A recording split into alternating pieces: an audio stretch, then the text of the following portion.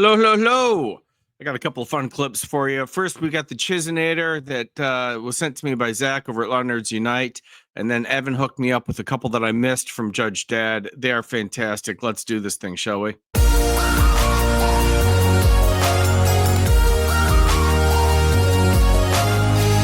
Mr. Harris. Yes, can you hear me?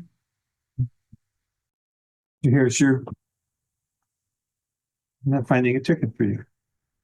There it is. This is a ticket for impeding, 25 RO 04663. Goes back to the 17th of July. It's written about 8:30 in the evening. And instead of giving you a citation for holding a cell phone while you were driving, the officer elected to give you the less expensive citation of impeding. Are you here to accept the break she gave you on the street or to reject it? I'm here to kind of correct something. I wanted to make sure it was clear what was happening before a charge. If you have a cell phone in your hand and you're driving the car, that's a ticket. Yeah, the cell phone wasn't in my hand. I have a suction cup and it sits right on the side. And if I'm using GPS, that's how I use it. And you're touching it with your hand. Say it again.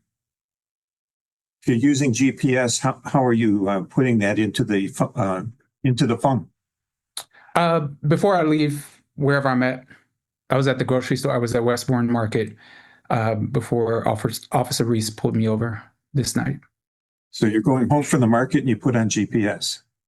Yes. Well, I was headed to the cookie store on the way home, but headed home in general. Well, I'm going to go back and ask you the same question again. Do you want to stick with the impeding or do you want to have a hearing on operating with the cell phone?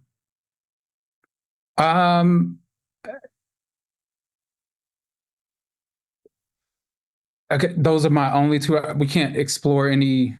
We're not going to do any exploring here. We're going to have a hearing. Okay. Okay. My when someone. Are you going to accept responsibility for impeding or do you want a hearing? What entails the hearing? What happens with the hearing? What happens at a hearing is that there will be testimony from you, testimony from the officer. I'll make a decision as to whether or not there's been a civil infraction. If there's been a civil infraction other than the one cited, ticket can be amended. And at the end of the thing, that you'll either be responsible or not responsible for something. I wasn't there. I don't know what happened. Yeah, I guess as it stands now, it's just like Officer Reese's word over my word. And that's where I'm. I'll ask you again, are you going to be responsible for impeding or do you want a hearing? I don't feel like I'm responsible for impeding. And I'm not sure. So if the hearing goes through and you decide that it is impeding, it's just the ticket stands as is. Or I can decide that it was using a cell phone. Okay. But the ticket was for impeding traffic? The civil court rules provide for liberal amendment of pleadings. They also provide for amending pleadings to conform to the proofs. The ticket can be amended at the hearing, and I can find you responsible for something that's not on the face of the ticket. Yeah. And this is on the face of the ticket as it relates to observed driver operating cell phone in left hand on and off from Catalpa to Lincoln. Oh, okay. I'm just going to be very honest, as a black man. Oh, don't give me this. Were you using look at? I wasn't using the phone. We're not talking about a black man. We're not talking about a white man. We're talking about a driver with a cell phone in his hand or not. I'm just feeling rushed to make a decision, and you set the hearing date. Two white people that I'm sitting with. Set the date that you asked for. Say it again. If you're rushed, we'll adjourn this. You're rushed. We'll give you some time to think about it. You'll receive the notice for the new hearing in the mail. Reset the hearing. He's rushed. Oscar says hit like and subscribe.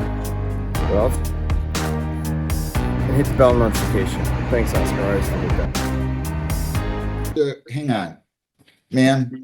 I don't know where you are. You're gonna have to stop. I need to see you. I'm You're stable. not in a. You're not driving, right? No, You're just, I'm not driving. I'm stable. where have I you? was walking Where out has of she the store. been? Where has she been? She just called up today. Lisa said cancel the warrant. I want to go in front of the judge when she was supposed to be here. This case been going on since 23, Ms. Pratt. Okay. All right, it's way too old for me. It's just a warrant. Everything that the case was about, I did the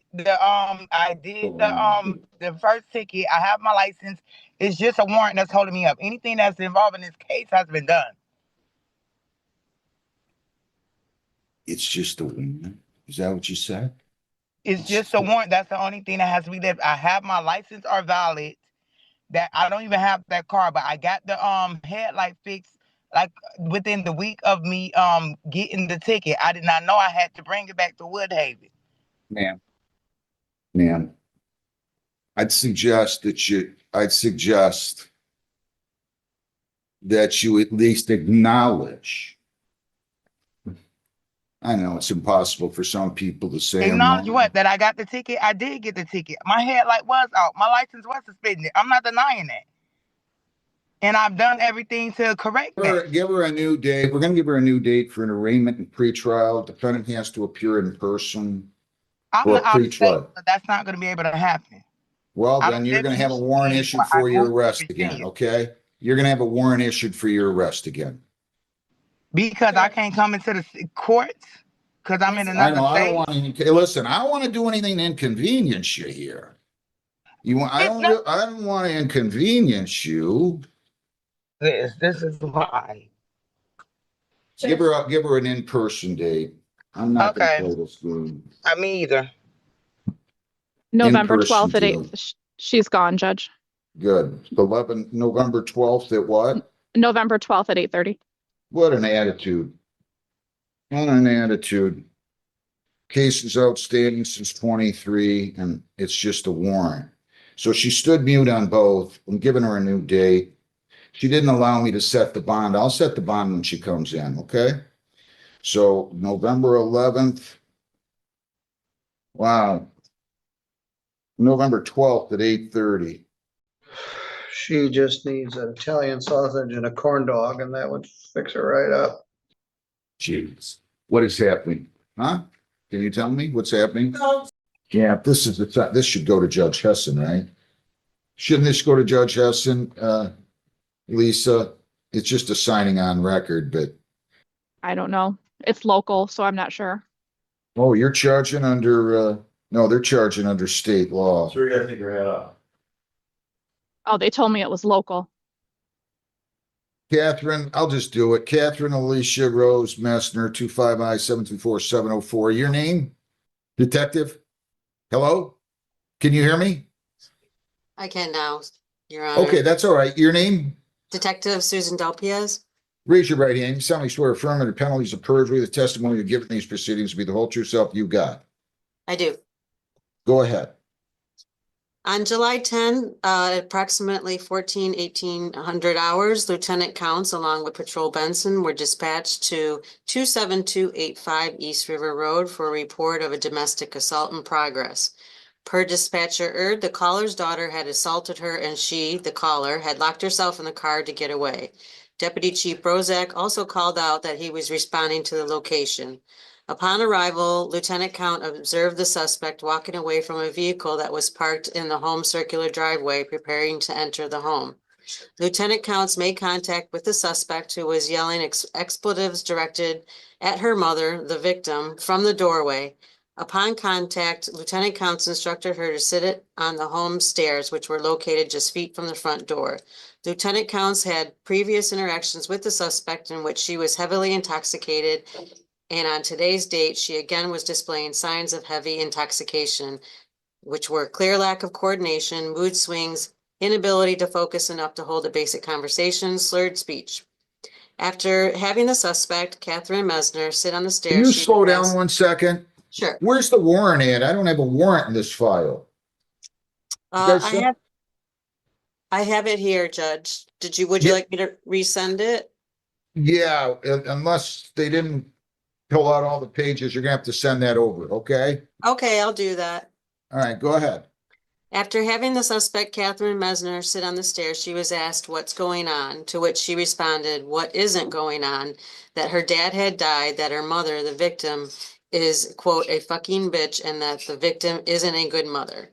Upon further question, it was learned that the suspect father passed away approximately 2 years prior and had no bearing on today's incident other than as a means for the suspect to emotionally harm the victim. Lieutenant Counts eventually asked the suspect, what brings us, the police, here today?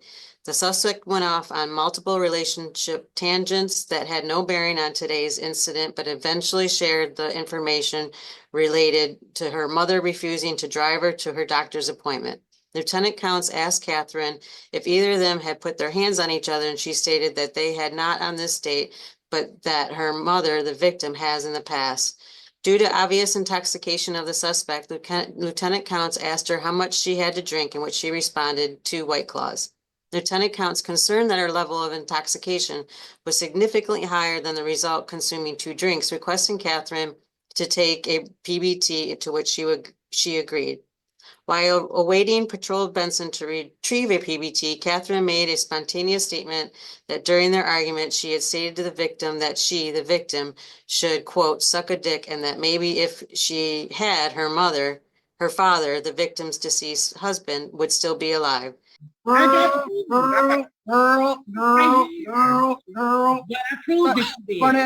Catherine submitted to a PBT with a result of 0.376. Due to the high level of intoxication and the potential that the suspect's blood alcohol level may be still rising, EMS was requested to take Catherine to the hospital for evaluation. Under the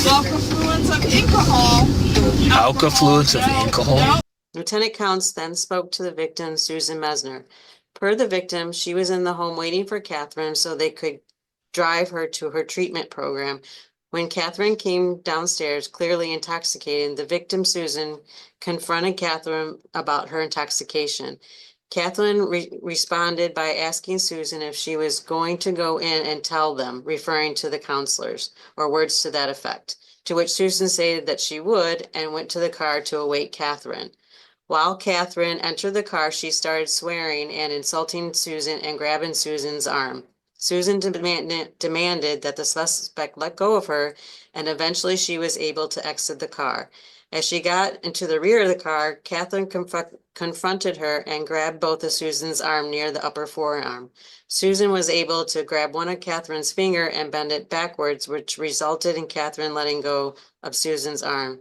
Susan then went back to the driver's seat of the car and attempted to close the door. However, Catherine prevented her from closing the door and grabbed Susan's collar to pull her from the vehicle. Susan pushed Catherine, resulting in Catherine falling down onto the grass. Susan then closed the car door, locked it, and called the police. During conversation with the victim, what appeared to be a fresh skin tear was observed on her upper left forearm. This area was consistent with the area grabbed by Catherine. However, Susan has a skin condition on her arms and was unsure if the injury was caused by Catherine. The injury, along with the suspect were photographed by Patrol Benson and the photos placed in evidence.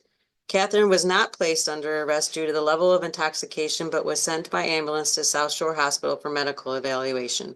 Susan was provided a victim's rights form and a written statement, which she completed and returned to the Grosio PD shortly after the run.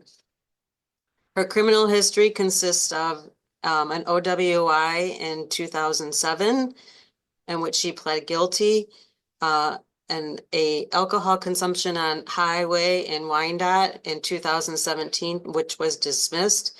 And she had another domestic violence case with us in 2009 with the same victim, which was dismissed at that time. Based on your testimony, I'll find the crime of domestic violence was committed. There's probable cause to believe the crime was committed by the defendant. I'm going to ask you to send that. Holy wow.